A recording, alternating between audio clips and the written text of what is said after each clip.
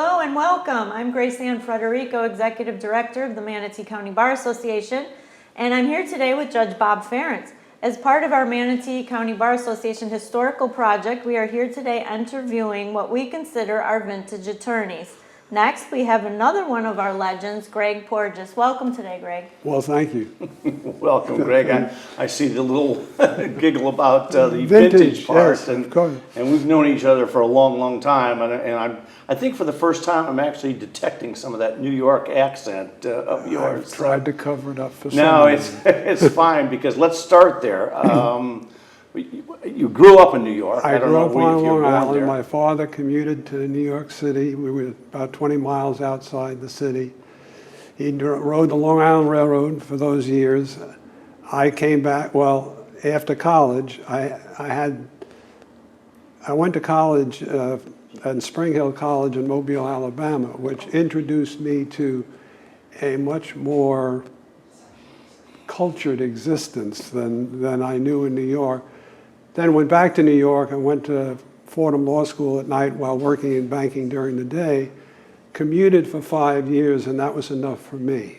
And that's when Jan and I were looking for a house in New York. We were visiting her parents in Fort Lauderdale. After the third day, I said, why are we looking for a house in New York? Why don't I find a job in Florida? Excuse me. And so I hired a headhunter, and that was in July. In September, I interviewed with about 5 banks. Manatee National Bank, which was located within a delightful city, offered me $500 more a year than the bank in Fort Lauderdale. So here I am. And that was after law school. So That was after law school. I had passed the New York bar, but I had really intended to stay in banking using my law degree as just a part of an asset within that.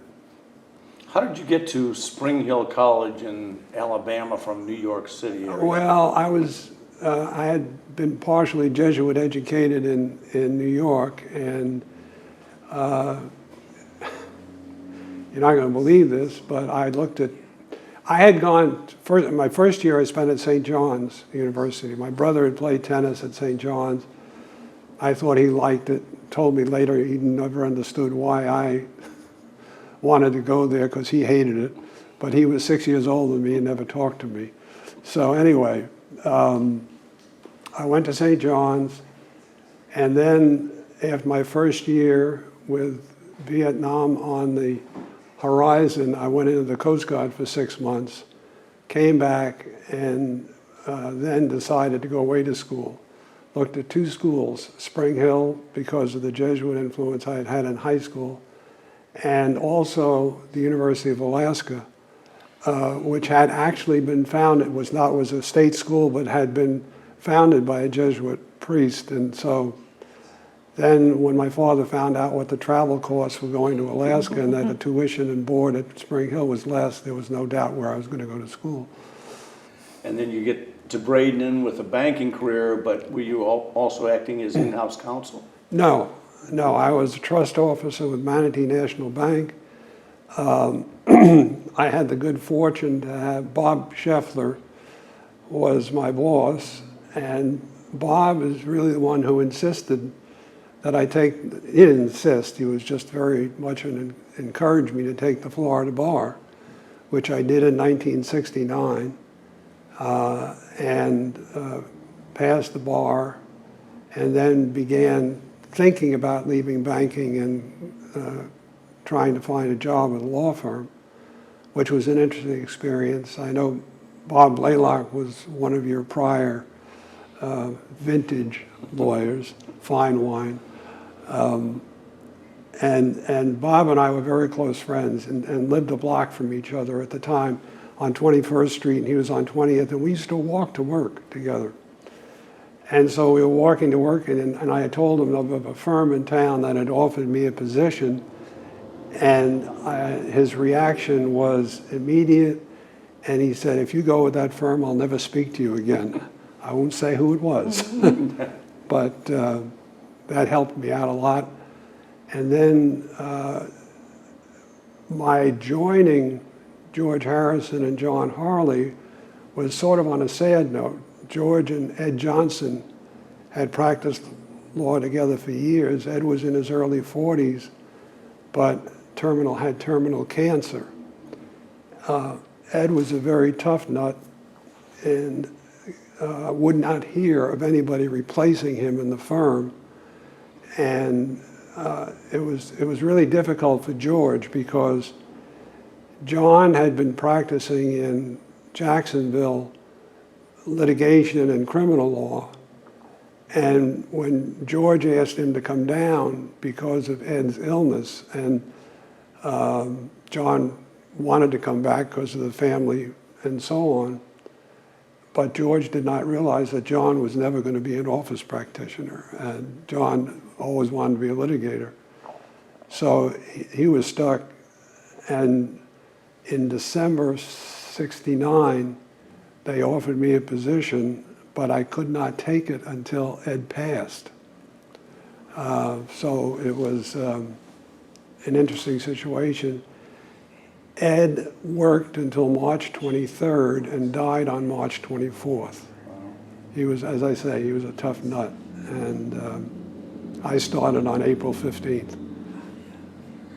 And when you were walking to work with Bob Blaylock and that would have been the building that the old building, which is now gone, but it's... Well, the building that I worked in at the time was the old Manatee National Bank building, the derelict that's down there,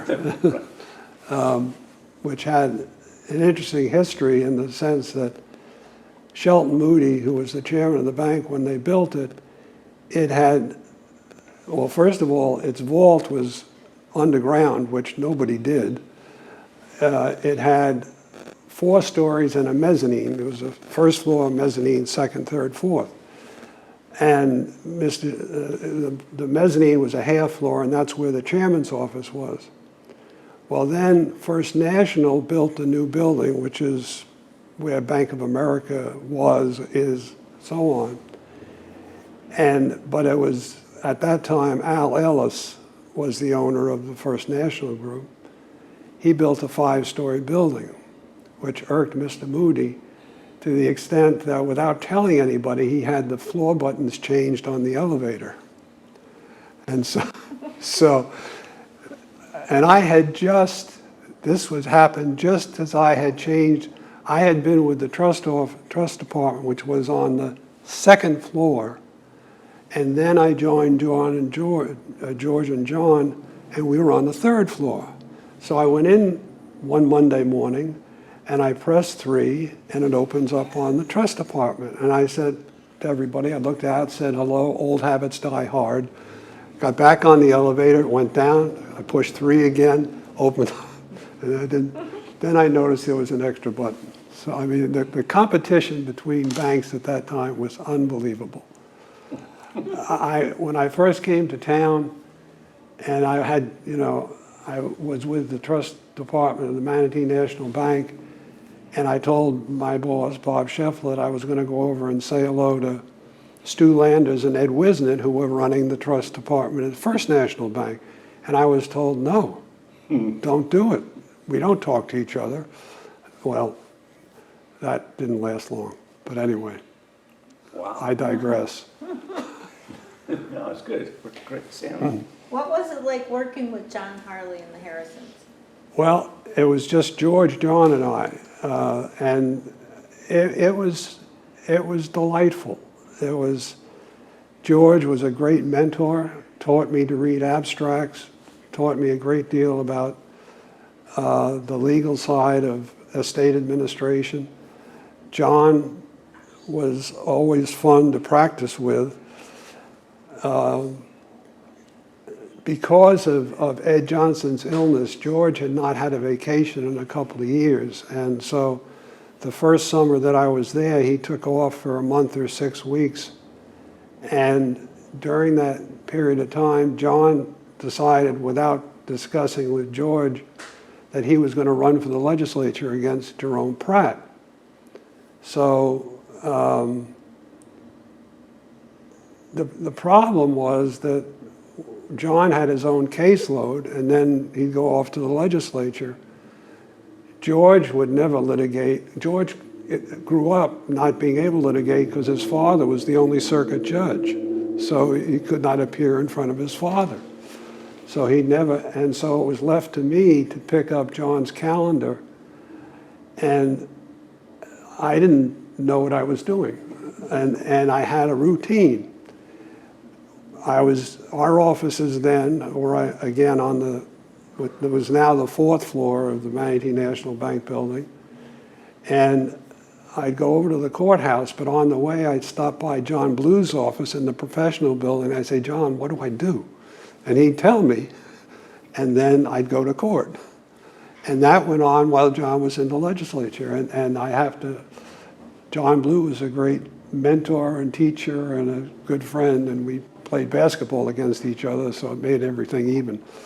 But it's a pretty athletic firm between you as a basketball player, tennis player, and John being the kicker for and he was a Florida tennis player. State. John was a tennis player too, and we used to go camping. We'd take the canoes down the Peace River and so on.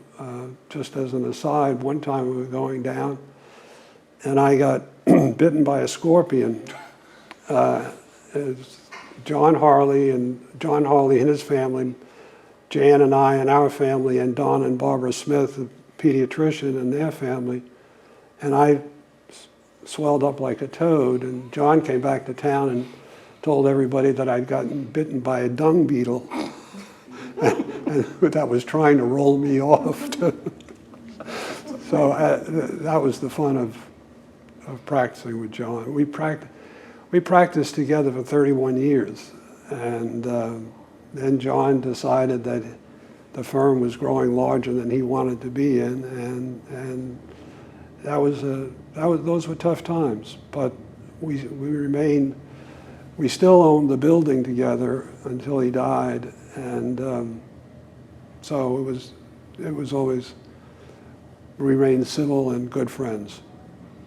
And as it grew, you also added Rick Bailey and John Mastry? Johnny Mastry was our first associate, and actually after John and Roger Conley had been with our firm for a while, and then Rick Bailey came to join John as a fellow litigator, and Rick was a very intense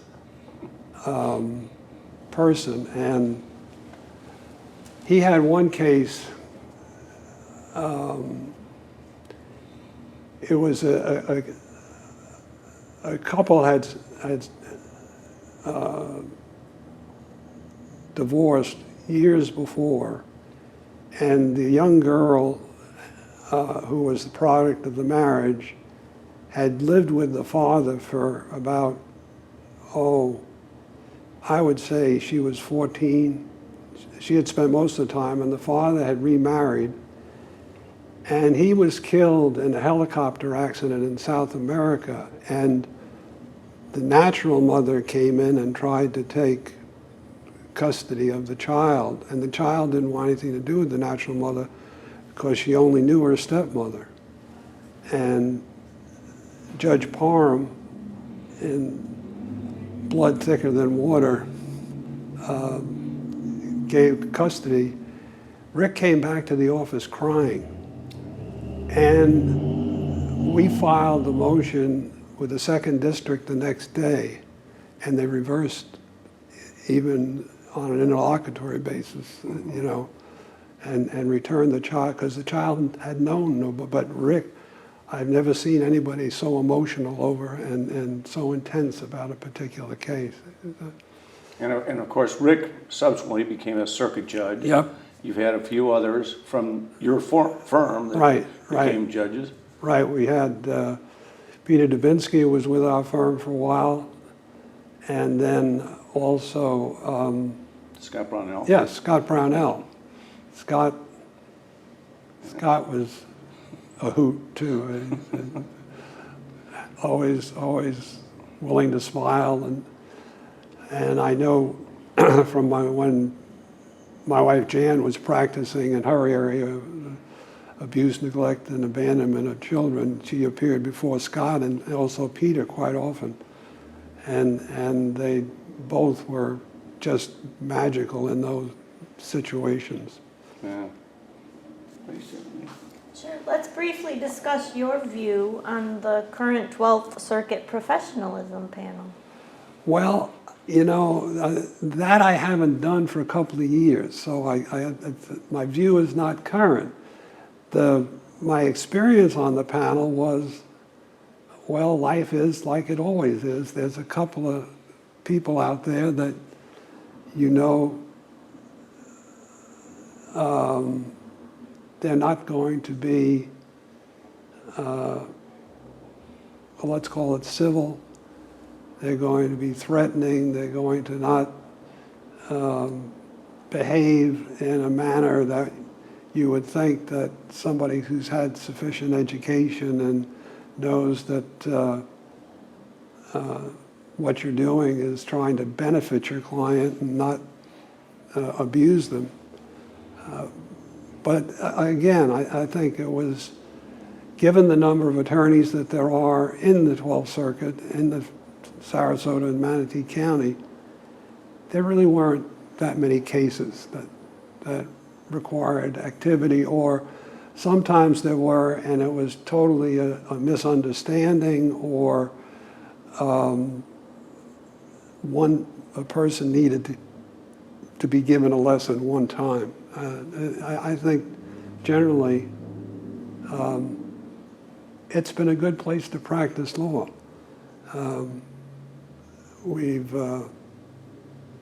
Handshakes and taking people's words still mean something.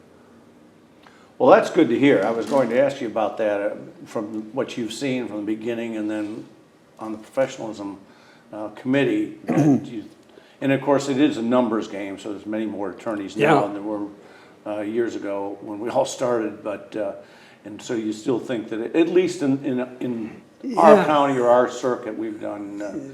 You know, I was very lucky. When I started, there were some great vintage attorneys, as you put it. Walter Woodward, Bill Daniels. I even knew Dewey Dye Sr., who was just, Dewey Dye Sr. used to go home from noon until 2:30 because he watched the soap operas.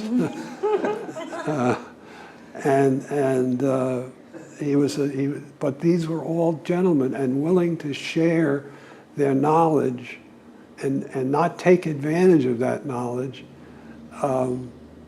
The one person I used to say I'd learned a lot of law from, but by being taught in the courtroom or taught is Jim Wallace. Jim Wallace was probably one of the brightest bulbs in the practice. And there are 2 or 3 things that I learned the hard way because he knew better. He just let me walk right into it. And then we had one case. It was an estate situation, and we were probably 6 or 8 months into the case and taking depositions. And one of the witnesses to the will was being deposed. And Jim asked them, now, were you all in the same room when the testator signed the will? And the guy says, well, let me think about that. No, actually, we weren't. We were outside talking and then came in. And I had never, I mean, that's the simplest question. That's the first question you should probably ask. But I got caught by Jim, and that never happened again. And I mean, there were just people ask me why I'm still practicing, why I haven't retired. And it's because it's too interesting. And you meet the nicest people, or sometimes just interesting situations. Right now I have a new client. He's 97 years old, flew B-17s in World War II, and in the Korean War flew C-47s to supply the troops. And he's with it, got a sense of humor, and just a delight to know and to gain historical perspective from.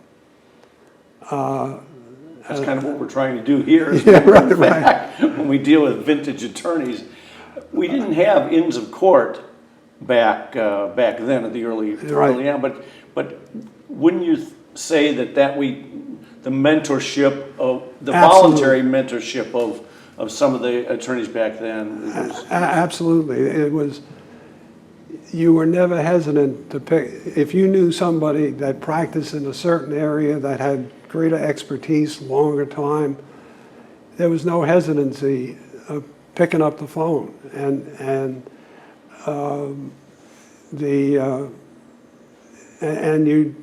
you'd share knowledge. I mean, it was really interesting you should say that, because I got a call from a younger associate with a firm in town about a matter I had written and made a presentation on probably 5 or 6 years ago, and somehow when those things get memorialized and people look at it, and it was about terminating or modifying irrevocable trusts.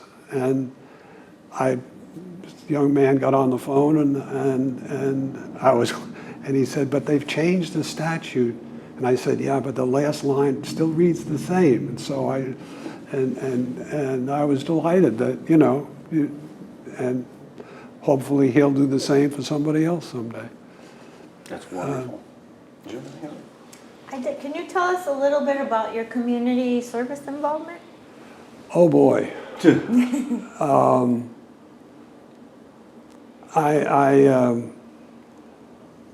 What I found about Bradenton is if you give, you get as good as you've given.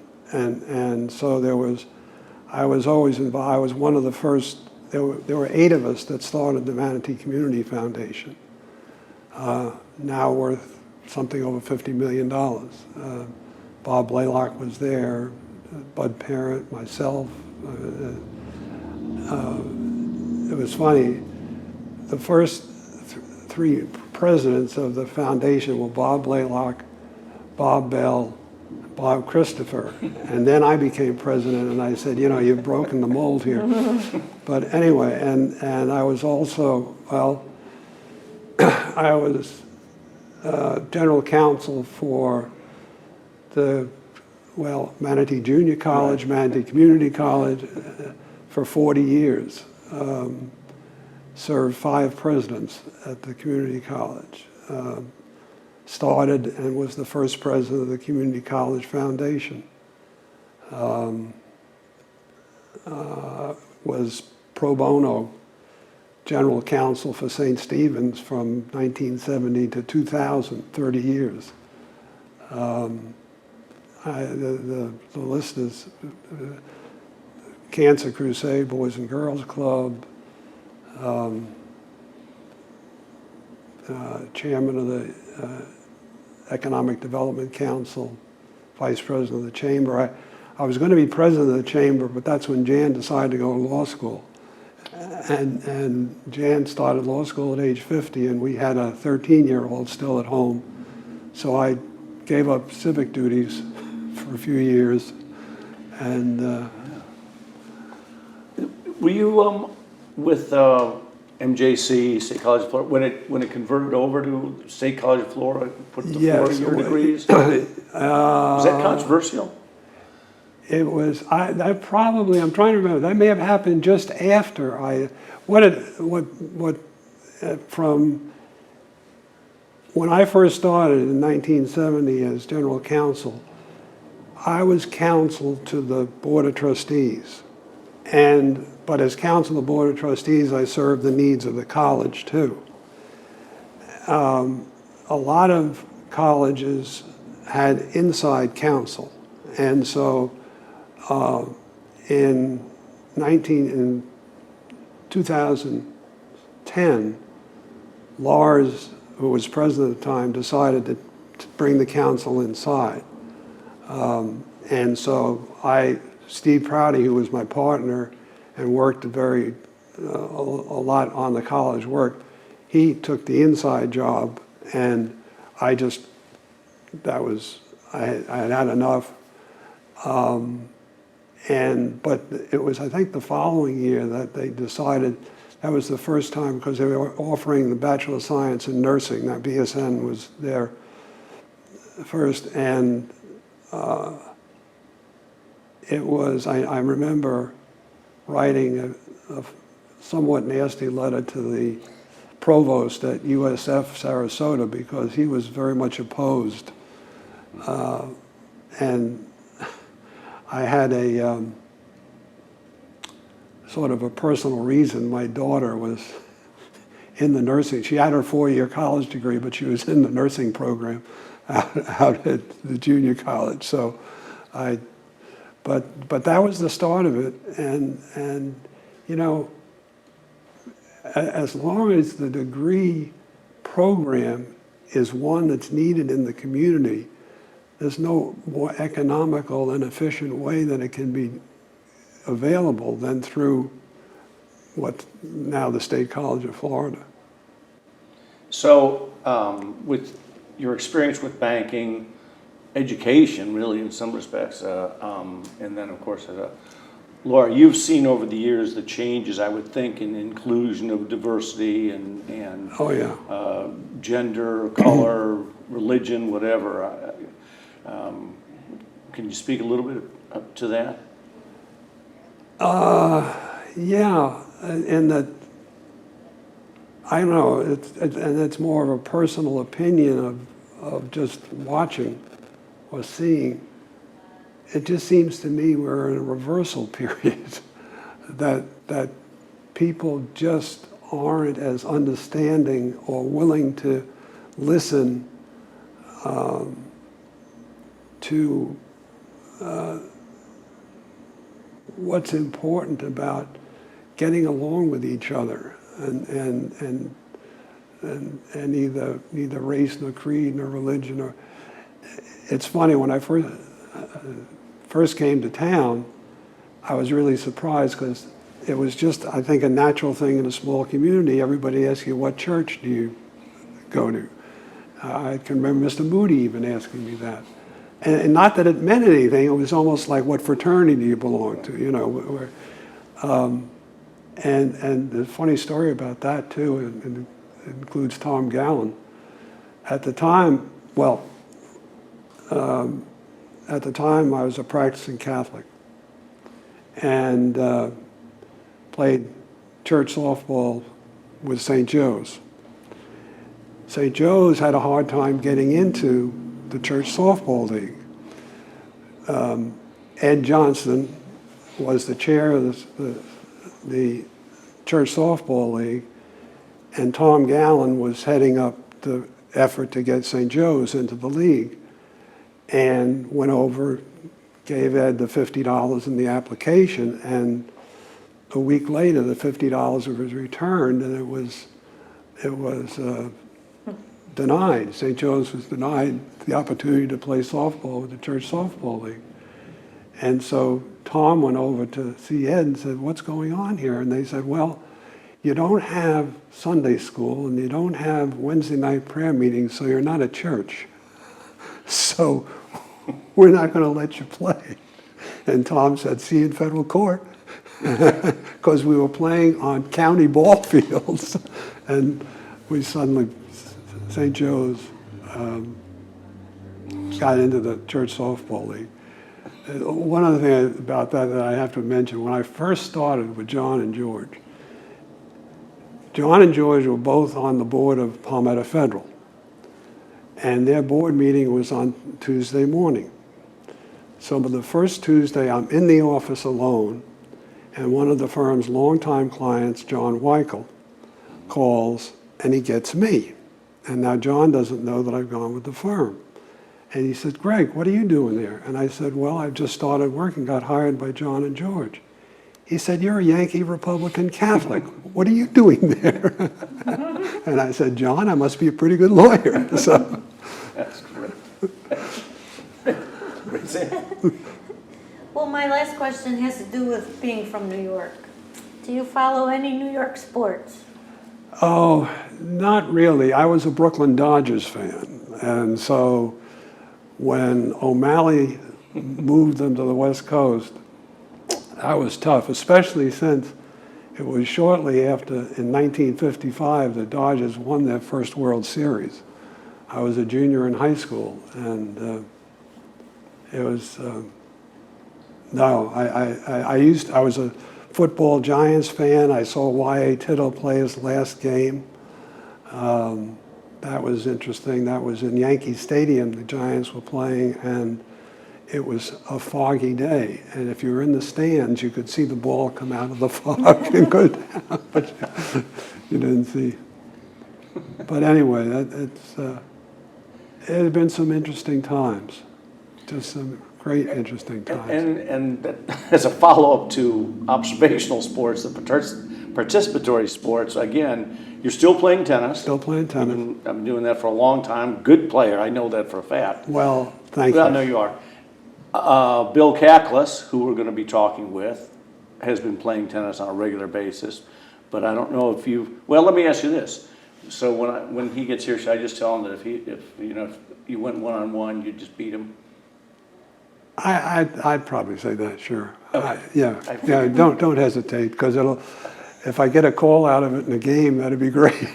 There you go. That'd be great. Good. That'd be great. Anything else you want to talk about? The only thing is just a couple of interesting situations that only speak of this, would only happen in this community. I had a client one time, family, they had 1,000 acres in Sarasota, and the father died, and there were 4 children. They all lived on the 1,000 acres, and 2 of them were hard workers and 2 of them weren't, and the mother was a piece of work. I was representing the estate, and the mother and son were the co-personal representatives until the court removed her from pilfering money from the estate. Then we were trying to sell the 1,000 acres, and the son had a contract, and he said, I'm going to take it over to get mom to sign. I said, no, your mother's represented. Take it over and just give it to her and to look at it, and so she can talk to her attorney about it. He went over there, and his mother said, Gerald, I'm tired of you telling me what to do. He said, I'm not telling you what to do, Mom. He has a contract for you to look at. Well, I'm tired of it all. I'm going to kill you. So he went back to the other house on the place where he was living, standing out there talking, and his mother comes over on her gas mule, one of the ATV vehicles, pulls out a .358 and points at him. And I'm hearing this from Gerald afterwards. I said, Gerald, what do you do? He said, well, I got a carry permit. And I said, yeah. He said, well, I had my pistol in my belt behind my back. And I said, yeah. And he said, so I pulled it out. Now, I never pointed at her. I just showed it to her. And I said, Mom, you may kill me, but I'm going to get a piece of you on the way down. Wow. This is practicing law. I can tell this story to friends in New York, and they're going, yeah? Right. That's the old South. Exactly. If you have time for just one more story. Absolutely. Eddie Mulock and I, and Roberta Knowles. When I was first practicing with George and John, we were on the 4th floor of the Manatee Bank building, and Roberta had her office up there, and she was going on vacation, and she had a small claims court case. She was representing a contractor who had built some cabinets for a duplex out on the beach, and who had not gotten paid, so she had sued him, or he had sued, and Roberta was representing, and the hearing was going to be in front of Frank Arpaia, who at the time was one of the JPs. And Ed Mulock was representing the landowner, the person who refused to pay. So the hearing was going to be that night, and I called Ed, and I said, Ed, I haven't even seen the cabinets. I don't really know. Do you mind if I go out? Would you call your client and see if I... And I said, I'm going to bring a camera along. This was back in the days of the Polaroid cameras. Bring a camera along. And he said, that's a great idea, because I haven't seen him either. and you know, we'll both know what we're talking about for our payer. So I go out there, and I don't know if you knew Will Grubb, who was another tennis player. Absolutely. And Will had taken my place at Manatee National as a trust officer. So I said, Will, I got to go to the beach. You want to go with me, and we'll have lunch after So we go to the duplex, and the owner was akin to Yosemite Sam, if you know who I'm talking about. As soon as I knocked on the door and I said, I'm here, I represent the contractor, he went ballistic. So I'm just trying to mind my business. I'm taking pictures of the cabinets, I'm taking pictures of and then I went into the bathroom to take pictures of there, and I heard a scuffling happening, and I heard it sound like BBs hitting the terrazzo floor. Well, the gentleman was having a heart attack and trying to get to his nitro pills, and he died. I'm on the phone calling Joe Duke, his physician. His second wife is standing there. I call at the time, we didn't have a regular ambulance service. Lawrence Sauve had both. They were used as hearses and ambulances. And I called them, and then after neighbors came in and so on, Will and I left, had lunch, went back to the office, and I called Ed. And I said, Ed, you better call Frank's assistant and tell him that he's not going to be here in that case. And Ed came through the phone to me and said, you had no right to settle that case. You had no right to do anything. I said, Ed, your client died. And he said, what do you mean he died? I said, the client died. So, okay. Well, Ed did not get the estate. Bob Scott got the estate. 6 months later, droll Bob Scott calls me up and says, Greg, I said, yes. He said, you're going to file a claim for those cabinets? And I was absolutely worried that I was going to get sued by the family for having caused Yosemite to get so excited. Oh my goodness. And it's really funny. Ed just referred a client to me, and the guy says, tell me about the guy who died on the beach. Oh, that's great. So, anyway. No, that's wonderful. I mean, if you've got other stories, we're here for them. No, it was, I tell you, John Harley and I, that was a tough breakup for both of us. Mm-hmm. He was closer to me than my brother, and was a great practitioner. We had Ed, insurance, big, heavy. Yeah, right. Yes. He was on the whole. He's got 2 sons and his daughters here, and right. One's in Atlanta. Yeah, right. Anyway, he was the big FSU fan. Well, I had a way to get into Ed's office, and John had a Gator billboard, one of the paper where you could paste, it was the billboard size. And we went into Ed's office one night, and we put it all the way, covered every wall in the, and we were younger then.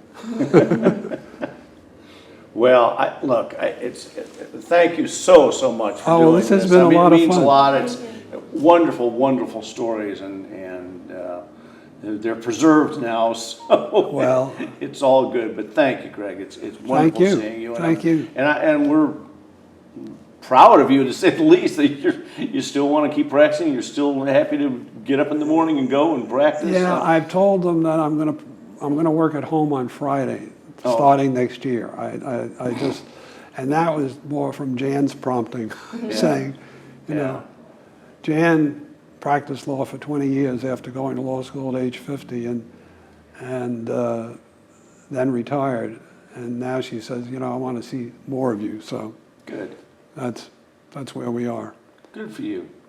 Thanks, Greg. Thank you. Thanks so much. Thank you. Thanks a lot. Thank you.